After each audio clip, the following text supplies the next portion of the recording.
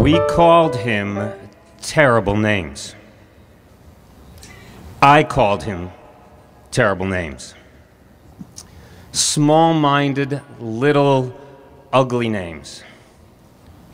I suppose we did that because we were young. I know that we were stupid. I know that I was afraid. Now, you have to step back for a moment because this was many years ago when I was 12 and 13 and 14 years old, and the concept of political correctness had never been invented. And as I look back now, I think that my whole entire life was a large ball of political incorrectness. I grew up in this big Irish Catholic family. I had 19 uncles and boy cousins. We were even conservative about our naming. There were 4 Bills. There were 2 Bobs. There were 3 Jimmys. There were 3 Richards. My uncles never belonged to a country club. I don't think they ever touched a golf club at all or a tennis racket. They belonged to the Elks and the Lions and the Kiwanis and the Knights of Columbus. Their major sports were poker and whiskey and beer. Among my friends, we lived in a kind of a world separate from adults. And so we would be out on our own in the neighborhood where we lived. In fact, in the summertime, my mother would always lock the door and not allow us to come back into the house. I have to go to the bathroom. All right, go to the bathroom. Now you're back outside. What my friends and I like to do mostly in this little cadre of 12, 13, 14-year-old boys is that we like to break into things. We used to like to break into places. And so we'd break into the local lumber company, and we used to get planks, and we'd ride on the little roller coaster conveyor belt because it was fun. We'd break into any new house that was being built anywhere around our neighborhoods. We didn't vandalize or damage anything, but we just liked the idea of breaking into somewhere. There was this very awesome private park enclave. It was called Clemson Park. It was about 30 acres with only 5 houses, and we would always break in there in the winter to sled ride, but we'd break in there in the summer because someone in the 1920s had built a Japanese garden and transported things from Japan, and we would just walk over the arched bridge and we'd sit in the pagoda as if we were in some other world. We used to jump over the fence at the local pool and we'd swim late at night. In fact, I lived near a large park, and we were kind of on the edge of town, and there was a forest beyond it. The railroad tracks came in there, and there was a large curve. And when that curve occurred, hobos would jump off the train and go back into this large forested park. And we'd love to go back in there in the early evening and see if we could see their lights off in the distance. And if they had left, we'd come to see how they lived. We were kind of like urban archaeologists. We didn't know what they were actually up to. One of my friends, his favorite pastime was lighting fires. He would set things on fire anywhere that he could.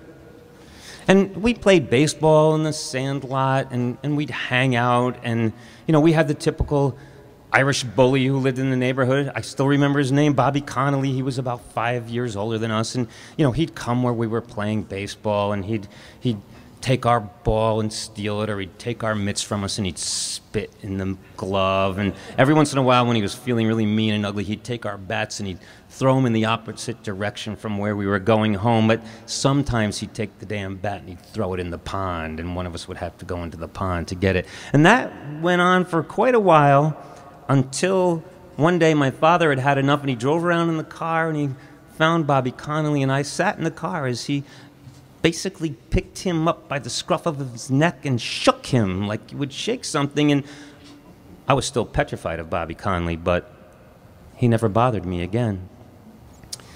When we would choose up sides, we would say 1 potato, 2 potato, 3 potato, 4, 5 potato, 6 potato. Everybody knows that one. But we also would say eeny, meeny, miny, mo, catcha.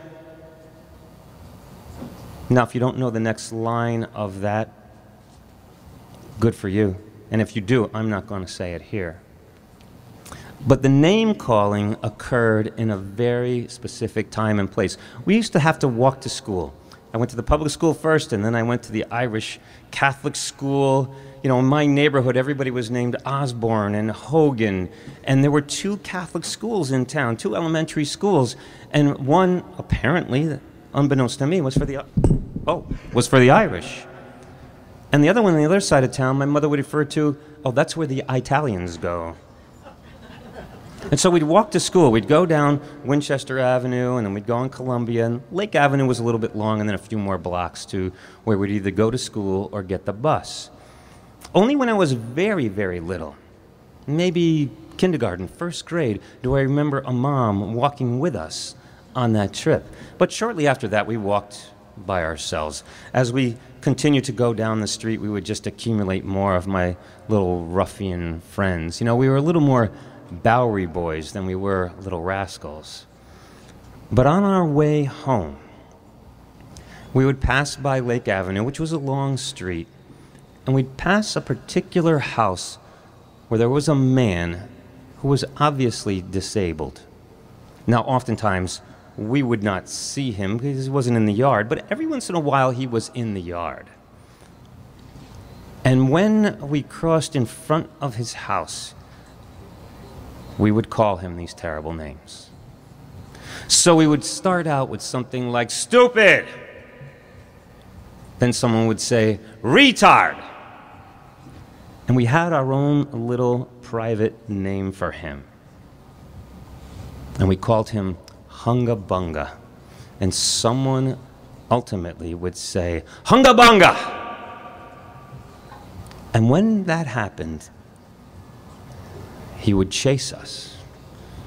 And it was a strange dance that occurred because we would scream and we would run and he would chase us, and he was large and he looked very, very strange to us, and he was lumbering and he was huge and he was scary, and we would run past his yard, and right at the end of his particular house there was a stream with a bridge that both cars and people could walk over. Someone had taught him to not go beyond his own yard. And so once we got over that bridge, we were safe. And we would be huffing and puffing and breathing hard, and we would look back, and he would be there at the edge of his yard, and sometimes we would still continue to catcall at him. Well, one time, I remember, his mother appeared on the front porch, and she yelled at us. She said, "Why are you yelling at my son? Why are you calling him those names? He's never hurt you. He's never bothered you. Stop it. You should be ashamed." And I was, but just a little. That went on for several years. And then one day, sitting in the kitchen in my house, my mother sitting at the kitchen table reading the evening news, because there were 2 papers in my little city.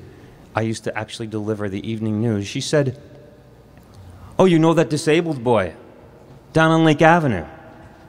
She said, "You know who I'm talking about." And I said, "Who?" And she said, "You know exactly who I mean. Just over the brook, just over where the bridge is." She said, "You know him." And I turned to her and I said, "Hunga Bunga?" And she gave me a mother's look that said, "You have stepped way over any bounds.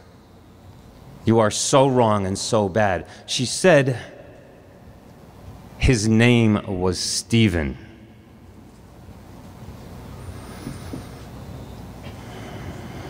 I stopped and I thought to myself, Hunga Bunga was Stephen? His name was Stephen? He was someone's Stephen? And I looked at her and she said, "He died."